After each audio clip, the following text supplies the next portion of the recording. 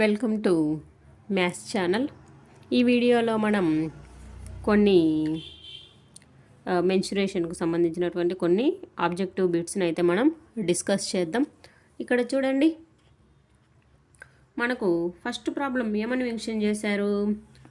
If the area of equilateral triangle is 25√3 centimetre square, find its perimeter. Okay, first ప్రాబ్లంలో వాళ్ళు ఏమన్నారు? First equilateral triangle. In equilateral triangle 3 sides are equal. Equilateral triangle యొక్క area mention చేశారు. Area is equals to 25√3 centimetre square. Area ఇచ్చి మనల్ని find out చేయమన్నారు? Perimeter find out చేయమన్నారు అనమాట.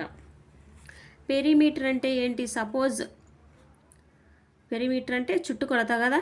ఇప్పుడు ఈ సైడ్ వచ్చేసి ఎక్స్ అనుకుంటే కనుక పెరిమీటర్ అంటే ఎక్స్ ప్లస్ ఎక్స్ 3x అవుతుంది.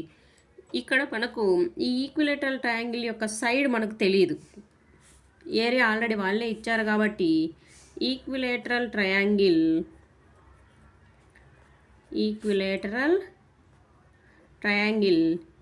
ఏరియా ఫార్ములా ఏంటి? Area is equals to √3/4a². ఇది ఫార్ములా. ఇప్పుడు మనకి ఇచ్చినటువంటి ఏరియా ఏంటి? 25√3 కదా. 25√3 is equals to √3/4a². √3 cancel అవుతుంది. 25 × 4 is equals to a².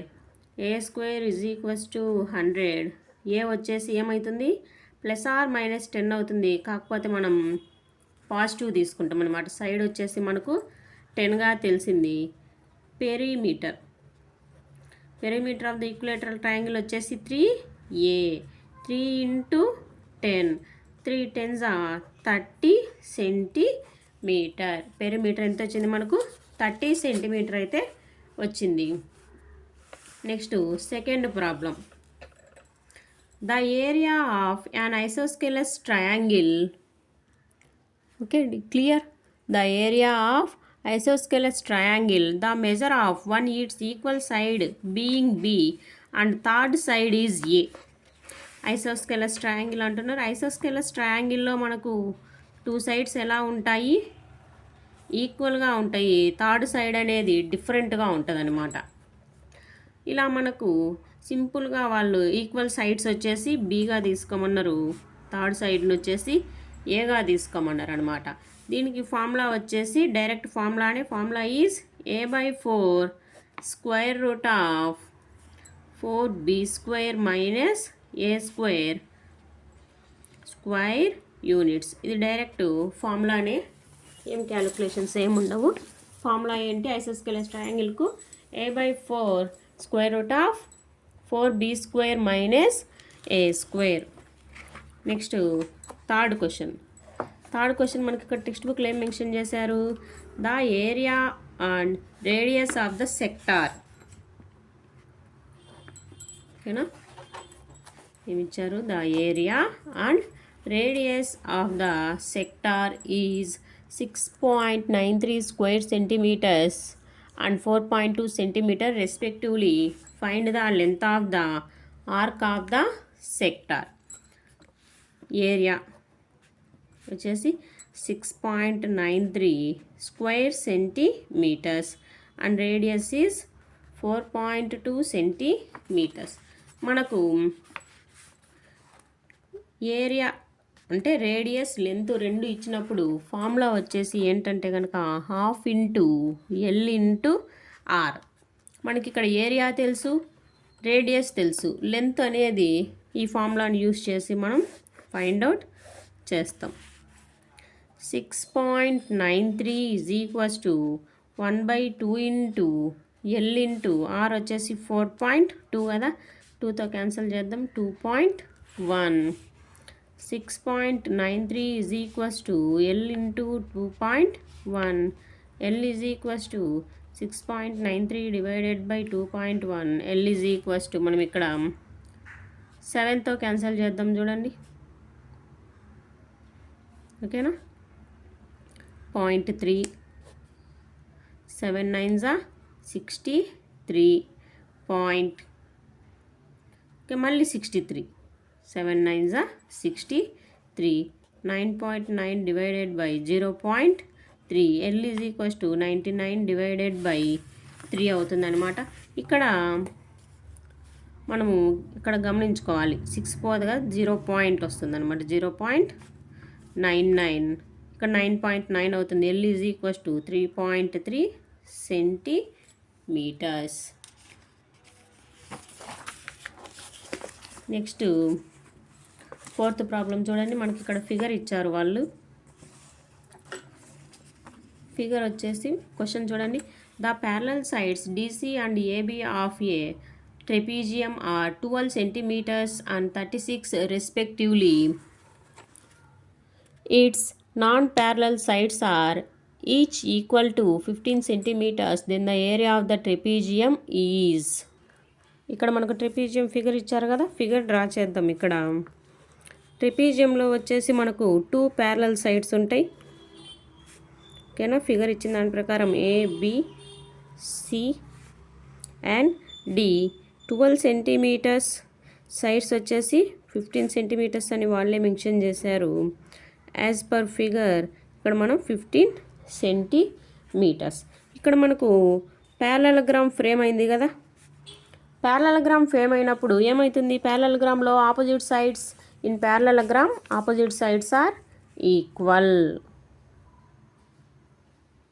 Okay, ప్యారలలోగ్రామ్లో ఆపోజిట్ సైడ్స్ ఈక్వల్ అయినప్పుడు ఇక్కడ ఏమవుతుంది 12 సెంటీమీటర్స్ అవుతుంది కదా. ఇక్కడ మనం ఈ ట్రెపీజియం హైట్ ఫైండ్ అవుట్ చేయాలి అంటే, ఏరియా ఫైండ్ అవుట్ చేయాలంటే హైట్ కావాలి. హైట్ ఎలా ఫైండ్ అవుట్ చేస్తాము, ఇక్కడ నుంచి ఒక స్ట్రైట్ లైన్ డ్రా చేస్తాం. ఓకేనా, ఇక్కడ నుంచి ఒక స్ట్రైట్ లైన్ డ్రా చేసినప్పుడు మనకు ఇక్కడ ఒక ట్రయాంగిల్ అనేది ఫ్రేమ్ అయింది. ఓకే, ఓకేనమ్మా, ఇలా వస్తుంది హైట్. మనం కొంచెం ఫిగర్ ఇలా డ్రా చేసుకోవాలి. ఇక్కడ మనం ట్రయాంగిల్ యూస్ చేసుకుంటే కనుక హైపోటెనస్ పైథాగరస్ థీరం ఉంది కదా. Hypotenuse side square is equals to side square plus side square. Hypotenuse ఏమొస్తుంది ఇక్కడ 15 వస్తుంది. 225 is equals to 12 whole square అంటే 144 plus X square. 225 minus 144 plus x square is equals to x square. x square is equals to 225లో నుంచి మనకు 144 81 వస్తుంది. Square root of 81 is equals to X ఎంత వస్తుంది మనకు 9. ఎక్స్ అనేది ఇక్కడ దేనిగా తీసుకుంటున్నాము మనము, height X is equals to 9. మనకు area of the trapezium formula ఏంటి, హాఫ్ ఇంటూ హెచ్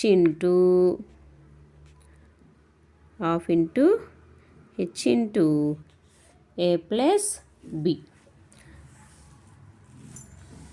ఓకే, మనకు ఆల్రెడీ క్వశ్చన్లోనే మెన్షన్ చేశారు వాళ్ళు. 2 ప్యారలల్ సైడ్స్, ఒక 12 అయితే రెండోది ఇంకొకటి ఏంటి 36. A is equals to half into height వచ్చేసి 9, ఒక సైడు 12 అయితే ఇంకొక side 36. A is equals to 12 into 9 into 48, 2తో 24 times. A is equals to 24 into 9. A is equals to 216 centimetre square. ఓకేనా, అర్థమైంది ఈ ప్రాబ్లం. నెక్స్ట్ చూడండి, a circle and a square have the same perimeter. Then ఒక సర్కిల్కి స్క్వేర్కి same perimeter ఉంటే first ఏమన్నారు, దేర్ ఏరియాస్ ఆర్ ఈక్వల్, ఆ రెండు ఏరియాస్ ఈక్వల్ అవుతాయి అని ఫస్ట్ ఆప్షన్ ఇచ్చారనమాట. ఇక్కడ ఏమన్నారు, ఒక సర్కిల్ తీసుకుందాం, circle next square. Circle square రెండు తీసుకున్నప్పుడు పెరిమీటర్స్ ఈక్వల్ అవుతాయని వాళ్ళే చెప్పారు. ఇక్కడ అండర్ కండిషన్స్ చూడండి, పెరిమీటర్స్ ఈక్వల్ అయితే ఏరియాస్ ఈక్వల్ అవుతాయా? ఏరియాస్ ఈక్వల్ అవ్వవు. Next, the area of circle is greater. Circle యొక్క ఏరియా అనేది పెద్దదిగా ఉంటుంది. The area of square is greater.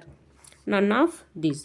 ఇక్కడ మనం చూడండి, రెండింటికి సేమ్ పెరిమీటర్ అయినప్పుడు ఈ సర్కిల్ మనం ఇందులో ఫ్రేమ్ చేసామనుకోండి, దేని ఏరియా ఎక్కువ ఉంటుంది?